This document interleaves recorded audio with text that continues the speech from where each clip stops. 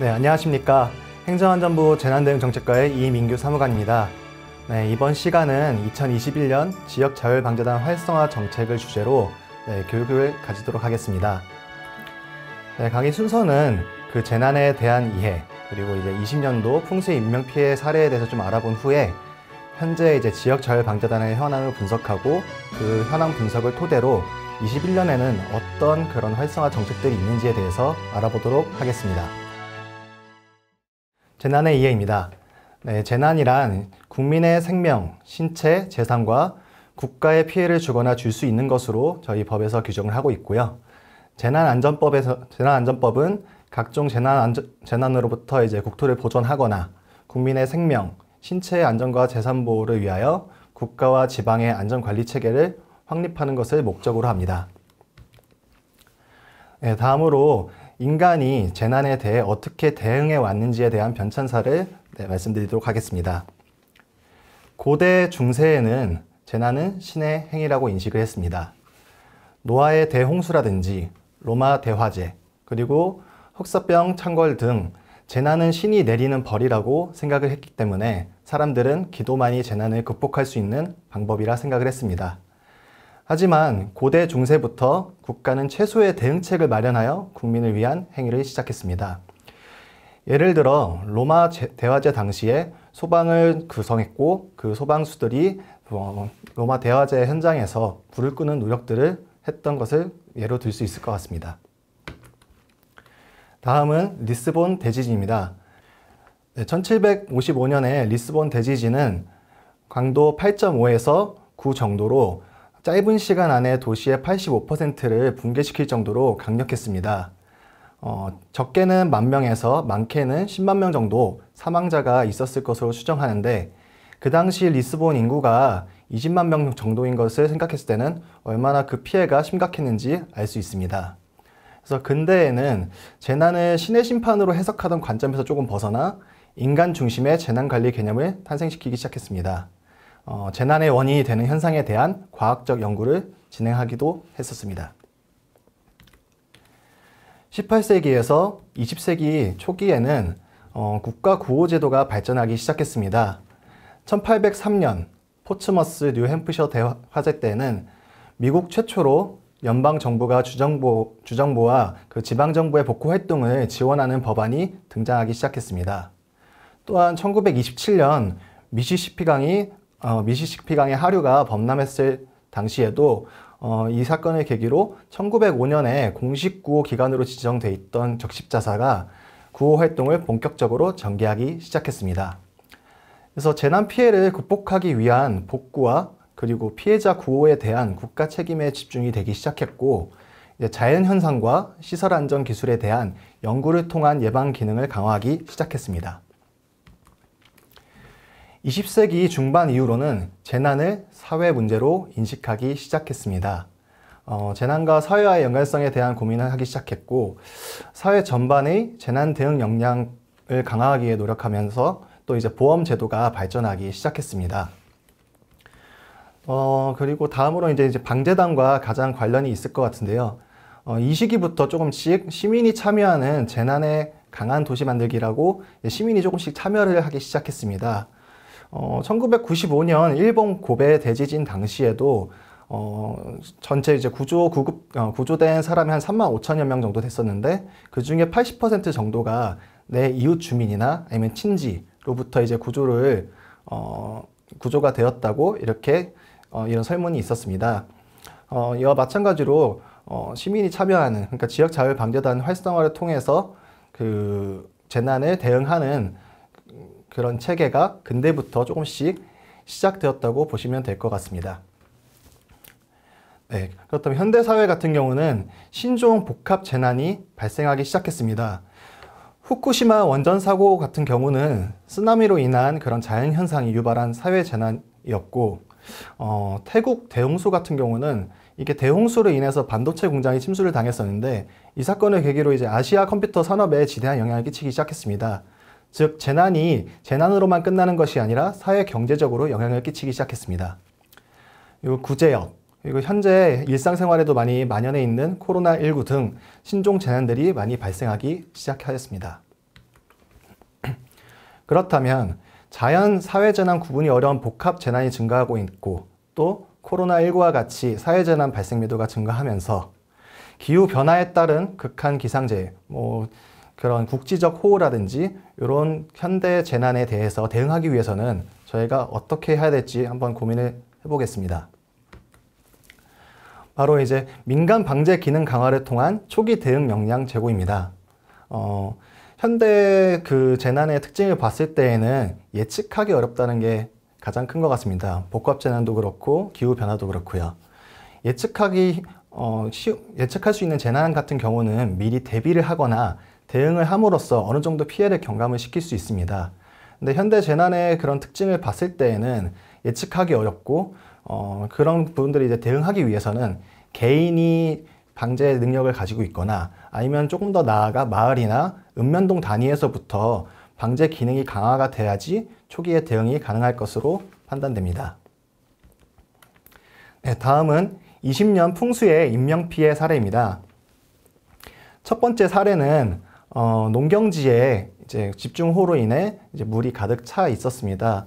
이런 이제 물을 빼기 위해서 저희 흔히 이제 물골을 틀어간다라고 하는데 물골을 트기 위해 이제 배수로 작업을 하던 도중 한 분이 이제 휩쓸리기 시작했고 그 휩쓸리는 과정에서 다른 분과 이제 엉켜서 두 명이 휩쓸리기 시작했습니다. 그 옆에 있던 한 분이 또 두 분을 구하기 위해서 뭔가 이제 행동을 하다가 같이 휩쓸리면서 세 명이 사망하는 사고가 일어났습니다. 두 번째 사례 같은 경우는 그 한 분이 이제 사전 대피를 했었거든요. 이웃 주민 집으로 이제 안전가옥으로 사전 대피를 했었다가 집으로 뭔가 물건을 가지러 가기 위해서 잠시 집에를 들렸는데 옆에 있던 곳이 이제 무너지면서 같이 주택과 함께 휩쓸려 가면서 한 명이 사망하는 사고가 발생했습니다. 이 두 사례를 보았을 때 고민해 볼 것이 첫 번째 사례 같은 경우는 개인들이 뭔가 이제 재난, 그러니까 그런 집중호우에 대한 위험성이나 무서움을 알고 있었더라면 집에 있었을 텐데 또 두 번째 사건 같은 경우도 이미 대피를 했는데 조금만 더 경각심이 있었더라면 집에서 이웃 집에서 있었을 것이고 또 이웃 주민이 혹시나 좀 더 설득을 해서 집에 있게 이렇게 설득을 했다라고 하면은 이런 인명 피해가 발생하지 않았을 것이라 생각합니다.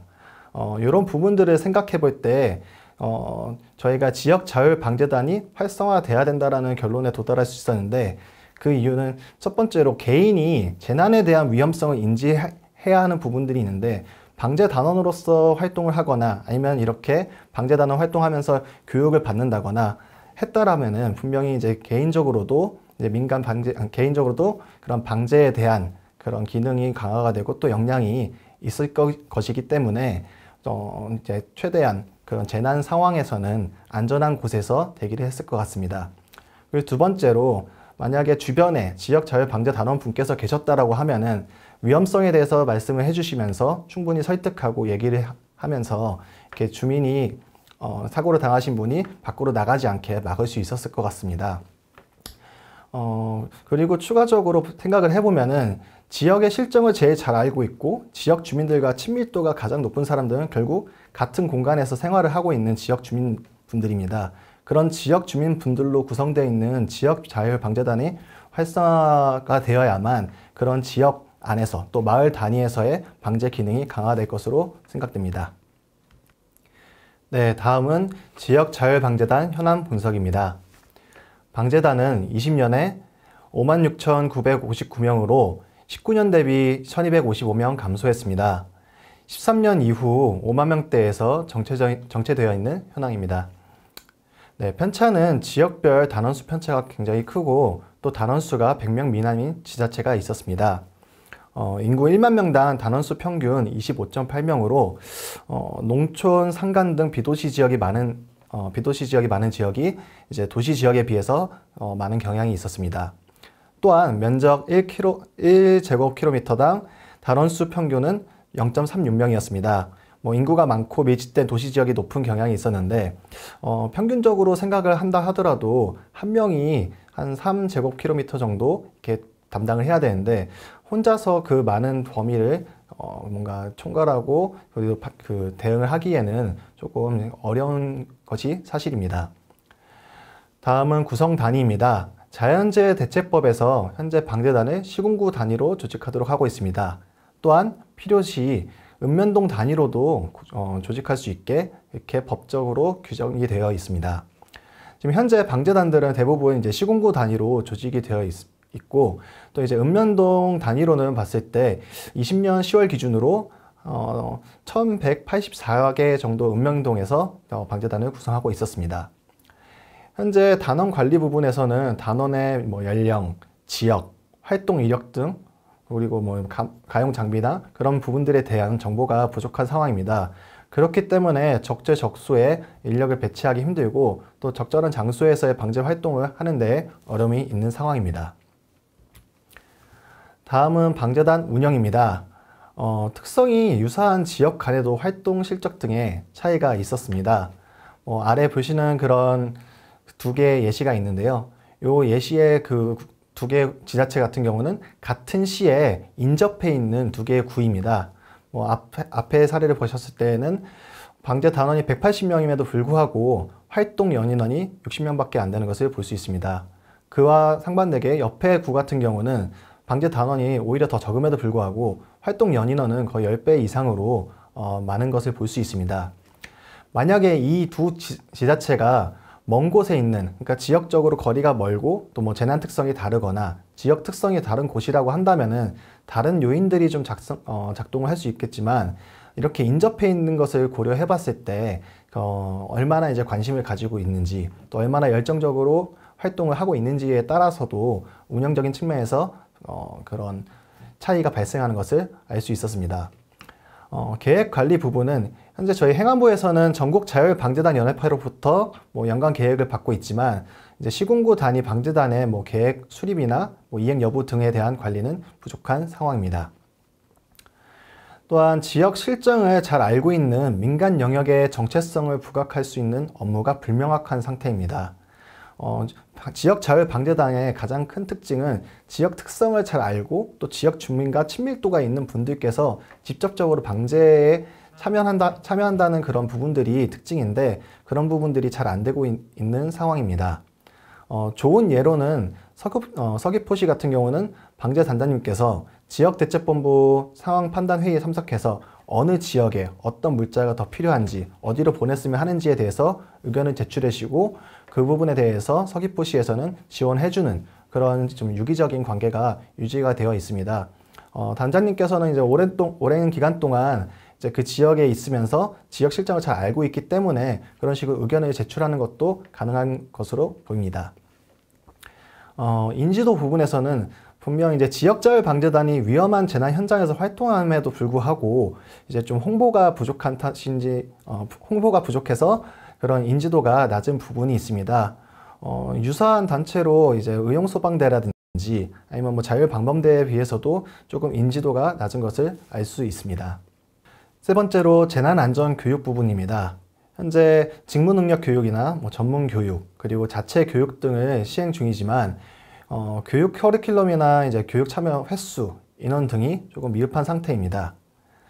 또한 방재단의 소집, 투입 또는 활동 지원 등을 위해서는 민간 자원 연계를 위한 담당 공무원의 역할이 굉장히 중요한데 현재 담당 공무원 대상으로 한 체계적인 교육 과정이 부족한 상황입니다.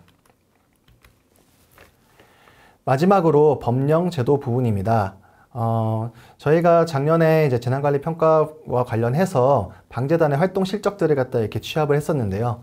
활동을 분석해 본 결과 이제 자연 사회재난 구분 없이 방재단 분들께서 이제 활동을 해주고 계신데요. 지금 현재 방재단 자체가 근거 법령이 자연재해 대책법이다 보니까 활동 범위 자체가 어떻게 보면 자연재난으로 좀 한정되는 부분이 있습니다. 그렇기 때문에 현재 이제 개별법을 이제 방재단 관련해서 개별법을 제정한 것이 필요할 것으로 생각됩니다. 활동 지원 부분에서는 이제 전문 활동 및 위험성이 동반하는 업무를 수행하고 활동하고 있음에도 불구하고 정당한 수당 지급이 조금 미흡한 상황입니다. 예를 들어 지금 현재 교통비나 식비 등 경비는 지급하고 있지만 재난안전활동 소집에 대한 수당 지급은 조금 미흡한 상황입니다. 또한 사무실 관련해서는 뭐 자비로 사무실을 운영하시는 곳도 있고 또 관공서 지하나 주차장 등의 컨테이너 형태로 사무실을 운영하는 부분이 있습니다. 이와 같이 좀 방제 활동을 위한 기본적인 지원이 부족한 상황임을 알 수 있습니다. 현장 운영 부분에서는 방재단의 그런 역할 및 임무 규정이 조금 미흡한 상황입니다. 지대본 구성 관련 조례에서나 아니면 이제 뭐 행동 매뉴얼 등에서 자원봉사자와 구분이 되어 있지가 않습니다. 그러다 보니 이제 좀 아까 좀 전에 말씀드린 정체성 부분, 그러니까 방재단의 정체성을 조금 더 부각할 수 있는 그런 부분들에 대한 규정이 미흡해서 또 인지도랑도 연관이 되어 있지 않나 그렇게 판단됩니다. 네, 다음은 2021년 그 지역자율방재단 활성화 정책이 어떤 것이 있는지, 저희가 어떤 것을 구상하고 있는지에 대해서 설명을 드리겠습니다. 네, 조직 구성 확대 부분입니다. 네, 도시, 비도시 또는 뭐 지역 재난 특성 등을 고려해서 저희가 적정 인력을 산출하려고 노력을 하고 있고요. 그런 적정 인력 산출을 통해서 시군구별로 뭐 목표 인원을 설정해주고 그에 따라서 단원을 확대하고 있습니다. 그 노력의 결과로 저희가 1월부터 이 계획을 수립을 해서 지자체 그리고 방재단 여러분들과 같이 소통을 하면서 계속 노력을 해왔는데요. 20년 12월에 56,959명이던 방재 단원 수가 이번 연도 5월에는 62,568명으로 증가하는 결과가 있었습니다. 앞으로도 좀 지속적으로 노력을 한다면 계속 이렇게 인원이 늘어날 수 있을 것 같고요. 저희 앞에 현황 분석에서 보셨듯이 절대적인 지금 단원 수가 부족하기 때문에 조금 계속 지속적으로 노력해서 늘려나갈 필요성이 있을 것 같습니다. 다음으로 읍면동 구성 확대입니다. 저희가 그 실태를 분석을 했을 때 느꼈던 것 중에 하나가 시군구 단위로 대부분 구성이 되어 있고 읍면동은 거의 없는 부분, 그리고 추가적으로 시군구 단위에 이제 구성이 제대로 되어 있다 하더라도 방재 단원분들이 대부분 읍 소재지에 분포해 있는 것을 볼 수 있었습니다. 실질적인 이제 방재 아니면 이제 재난 대응을 위해서는 이제 외딴 지역에 있는 마을이라든지 따로 이제 그런 부분들에 대해서도 좀 세심하게 저희가 대응을 할 필요가 있는데, 그러기 위해서는 전체 읍면동에 그런 방재단이 구성될 필요가 있을 것 같습니다. 이런 노력의 결과로 20년 12월에 1184개였던 그런 읍면동 방재단이 현재는 모든 읍면동에 구성이 된 것을 확인할 수 있습니다. 다음으로 단원 정보 관리입니다. 방재단원 연락처 현행화 및 재우려 지역 현장 관리관으로 방재단원을 지정할 것을 이제 확대하고 있는데요. 첫 번째로 연락처 현행화 부분입니다. 이제 62,568명 중 5월 기준입니다. 중 이제 47,524명에 대해서 연락처를 현행화했고 또 개인정보 활용 동의를 완료를 했습니다. 이 부분이 중요한 이유는 사실 유기적인 관계를 유지하면서 제대로 대응을 하기 위해서는 연락체계가 잘 갖춰져 있어야 합니다. 그런 연락처를 현행화하기 위해서 아직 좀 현행화 안 된 부분이나 아니면 개인정보 활용 동의가 안 된 부분들에 대해서는 지속적으로 좀 노력해 주실 것을 당부드립니다. 다음으로 현장관리관 지정입니다. 총 6,524개 재우려 지역 중에서 지금 이제 이번 확대를 통해서 4,122개 지역에 대해 방재단원의 현장관리관으로 지정했습니다. 또한 시스템 등록 부분에서는 유사시 신속한 정보 전달을 위해서 방재단원 3,564명을 이제 3,564분에 대해서 이제 풍수해 관리 시스템에 등록을 해 두었는데요. 앞으로도 지속적으로 조금 지자체 담당자 분들께서 신경 써서 남은 분들의 그런 연락처를 현황해 주시고 또 이제 풍수해 관리 시스템에 등록될 수 있도록 해주시면 감사하겠습니다. 네, 다음은 방재단 운영 활성화 부분입니다. 재난 유형별, 재난 단계별, 지역별로 우수 활동 사항에 대해서 저희가 이제 지속적으로 발굴을 하고 보급할 예정입니다. 이를 통해서 다른 이제 뭘 할지 몰라서 제 활동이 잘 안 되는 부분들도 있었는데 이 부분을 통해서 다른 데에서 이렇게 잘 되는 사례가 있구나 좀 보고 배우시면서 같이 또 이제 비슷하게 활동을 해주시면 될 것 같습니다. 활동 계획 수립 부분은 현재 이제 저희가 요청드린 사항이 방자의 단장님께서 뭐 지자체와 협의해서 이제 시기별 활동 계획서를 작성, 제출해 주시고 또 지자체에서 담당하시는 분께서는 이제 지역자율 방재단 운영 계획을 수립할 것을 요청을 드렸었습니다. 이번 21년에 이제 상반기 동안 추진한 결과 총 228개 시군구 중에서 213개 시군구, 즉 이제 93% 정도 지자체에서 모든 계획을 이제 수립한 상황입니다. 남은 이제 7% 지자체 담당자 분께서도 운영 계획을 수립해 주시기 바라겠습니다. 활동 범위 확대 부분입니다. 뭐 구호 지원 기관 활동이라든지 아니면 지대보건 상황 판단 회의에 참여해서 아까 말씀드린 이제 뭐 서귀포시 사례처럼 이렇게 대응 활동을 해주시고 또 이제 지자체 그런 활동에 지원을 해주시면 좋을 것 같습니다. 추가적으로 뭐 중앙재난 저희 이제 복구 단계에서 하는 중앙재난 피해 합동조사에 같이 참여를 하셔서 지역 상황이라든지 같이 설명을 해주시고 좀 복구 단계 그런 계획을 수립하는데 도움을 주시면 될 것 같습니다. 네, 홍보 강화 부분입니다. 이제 방재단 전문 교육 과정 시 저희가 영상 제작 교육을 하는 것도 한번 검토를 하고 있습니다. 사진이나 이런 부분보다는 이제 사진들을 편집을 해서 실제로 이제 홍보 영상을 만들고 이런 부분을 통해서 방재단을 많이 알리는 데 도움이 될 수 있을 것 같아서 방재단원 분들 이제 교육을 할 때 전문 교육에 좀 영상 제작 관련해서 교육을 좀 신설하려고 검토 중에 있습니다. 그리고 연말 정도에 저희가 전국 단위 활동상에 대해서 영상을 제작하고 또 홍보 자료로 활용하려고 생각을 하고 있습니다. 지금 현재 저희 뭐 밴드나 이런데 그 커뮤니티를 통해서 계속 사진들을 올려주고 계시는데 활동하시는 모습이나 또 좋은 사진들 많이 올려주시면은 저희가 연말에 영상을 제작할 때 좀 많이 활용할 수 있도록 하겠습니다. 네, 전문성 강화 부분입니다. 코로나19 등 뭐 신규 재난에 어떻게 대응을 해야 할지 또 현재 뭐 재난 발생 추이가 어떻게 되는지 등 좀 더 이제 현실적인 교과목들을 추가하려고 합니다. 또한 이제 담당 공무원이나 방재단원 대상 신규 교육을 개설을 이제 협의 중에 있는데요. 예시로 지역자율방재단 관리과정이라 해서 담당 공무원 대상으로 한계 기수 40명 또는 이제 뭐 지역자율방재단 체험과정으로 해서 방재단원분들 대상으로 15개 기수 500명 정도 이렇게 신규 강좌를 개설해서 교육이 진행될 수 있도록 협의를 하고 있습니다. 직무능력 교육 같은 경우는 작년에도 이제 매년 저희가 이게 진행해 오고 있는데 이번 연도에는 좀 코로나19 상황들을 지켜보고 가능하다면은 지역을 좀 더 보다 세분화해서 교육 더 많은 인원 분들께서 교육을 들으실 수 있게 확대를 하려고 하고 있습니다.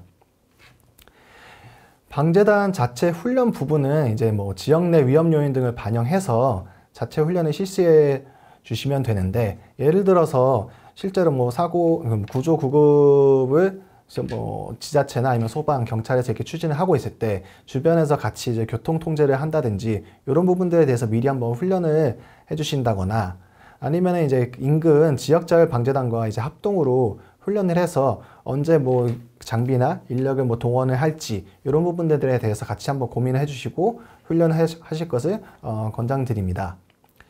마지막으로 교육 방식 다양화 부분인데요. 지금 이 영상과 같이 비대면 컨텐츠를 조금 많이 계속 개발을 하려고 하고 있습니다. 아무래도 코로나 상황도 있기도 하고 실제 효율은 조금 떨어질 수 있지만 어떻게 보면 더 많은 인원께서 그 교육을 시청해 주시고 함으로써 이제 좀 개인적으로 방제 그런 역량 아니면 이제 뭐 대응 역량을 기를 수 있을 것으로 판단이 됩니다. 또한 뭐 방재단에서 자체적으로 교육을 할 때 이런 영상들을 활용해서 교육을 하신다고 하면은 조금 더 효율적으로 교육이 진행될 수 있을 것 같습니다. 네, 마지막으로 법령, 제도 정비 부분입니다. 앞서 말씀드린 것처럼 저희가 이제 지역자율방재단법 제정 관련해서 이렇게 조금 노력을 하고 있는데 이 부분에서는 이제 사회재난 활동 부분을 확대한다거나 활동수당 지급, 장비 지원이나 복무 지도 감독 등에 대해서 이렇게 규정하는 것을 검토하고 있습니다.